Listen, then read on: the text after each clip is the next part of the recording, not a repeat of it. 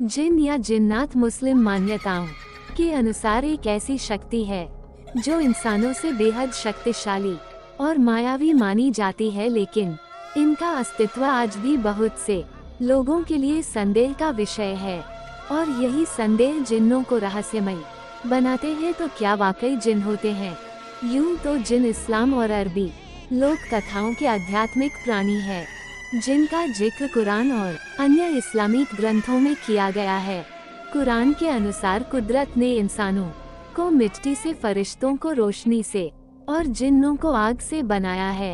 इनका भी अपना शरीर होता है, लेकिन यह अधिकतर अदृश्य रहते हैं और ये इंसानों से बात करने और उन पर अपना प्रभाव डालने में सक्षम होते हैं। आज हम आपको जिन की सच्ची कहानी के बारे में बताने जा रहे हैं, जहाँ के लिए ये दावा किया जाता है कि उस जगह पर जिन्नों का बसेरा है और लोग उस जगह पर जिन्नों से मदद मांगने आते हैं। तो चलिए जानते हैं। उससे पहले जिन्नों के अस्तित्व के बारे में जान लेते हैं। जिस प्रकार इंसान अच्छे और बुरे दोनों तरह के होते हैं, उसी प्रकार जिन भी अच्छे और बुरे हो सकते हैं। जिन भी इंसानों की तरह अपने समुदाय में रहना पसंद करते हैं, लेकिन यह एकांत पसंद होते हैं। इसलिए यह अपना बसेरा पेड़ों, सुनसान किलों और मकानों में बनाते हैं। जिन्नों को अपनी इच्छाओं से फैसले लेने की आज़ादी अल्लाह से मिली है। उनकी यह आज़ादी उन्हें इंसानों की जिंदगी में अपना प्रभाव डालने का अवसर देती है। ऐसा माना जाता है कि जिन अगर चाहे तो किसी इंसान को कामयाबी के शिखर पर पहुंचा सकते हैं और कोई बुरा जिन किसी इंसान की जिंदगी को तबाह भी कर सकता है। जिन्नों के बसेरे का पता लगाना यूं तो नामुमकिन है, लेकिन भारत की राजधानी दिल्ली में एक ऐसी जगह मौजूद है जहां एक दो नहीं बल्कि अनेकों जिन्नों का बसेरा है और इस जगह का नाम है फिरोजा कोटला।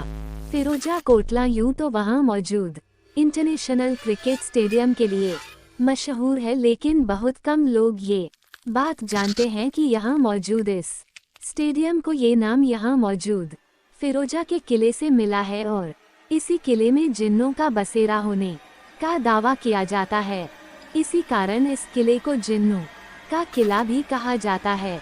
बादशाह फिरोजा तुगलक ने सन 1354 में दिल्ली के 5वें शहर फिरोजाबाद का निर्माण कराया और इस शहर में कई मदरसों का निर्माण भी करवाया गया, जिसमें एक मस्जिद भी बनवाई गई। लेकिन वक्त के साथ ये किला वीरान हो गया और खंडहर में तब्दील हो गया। ये जिन इस किले से कैसे जुड़ गए, इसकी जानकारी तो किसी के पास नहीं है, लेकिन इतिहासकारों की माने तो सालों से ये किला वीरान था, इसलिए जिन्नों ने इसे अपना घर बना लिया और तभी से यहाँ के निवासियों को इस किले के पास ऐसी घटनाओं का सामना करना पड़ा, जिससे यह बात सभी जगह फैल गई कि इस खंडहर में जिन्नों का बसेरा है और लोगों ने इस किले के आसपास जाना बंद कर दिया। कुछ लोगों का दावा है काफी समय पहले एक पहुंचे हुए सूफी संत हजरत बदरुद्दीन समरकंदी से यहाँ के जिन्नों ने गुजारिश की किले के अंदर सूनी पड़ी मस्जिद में फिर से नमाज अदा कराई जाए। तब संत बदरुद्दीन ने लोगों को समझाया कि जिन भी इंसानों की तरह खुदा की बनाई एक रचना है, इनसे डरने की जरूरत नहीं है। तभी से यहाँ की मस्जिद में नमाजी जाने लगे और बदले में यहाँ के जिन यहाँ के लोगों की मदद करने लगे। यहाँ आने वाले फरियादी अपनी समस्या यहाँ के जिन्नों को बताते हैं और कई लोगों का दावा है कि यहाँ के जिन्नों ने उनकी फरियाद को कई बार सुना भी है। यहाँ ऐसी मान्यता भी है कि आपकी जिंदगी से जुड़ी कोई भी समस्या जिसका समाधान आप यहाँ के जिन्नों से पाना चाहते हैं, उसे एक चिट्ठी पर लिखकर रख दिया जाता है और रात के समय जिन यहाँ पर आते हैं और लोगों की चिट्ठियों को पढ़ते हैं और उनकी तकलीफों को दूर करते हैं।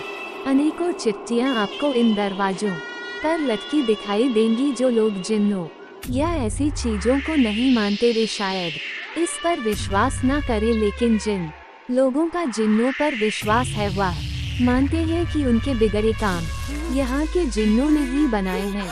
इस जगह पर एक मान्यता ये भी है कि जब यहाँ के जिन किसी का बिगड़ा काम सवार देते हैं तब वह फरियादी से अपने लिए कुछ करने को कहते हैं और उस फरियादी को जैसा जिन ने कहा ठीक वैसा ही करना पड़ता है, वरना फरियादी को दुष्ट परिणाम झेलना पड़ सकता है।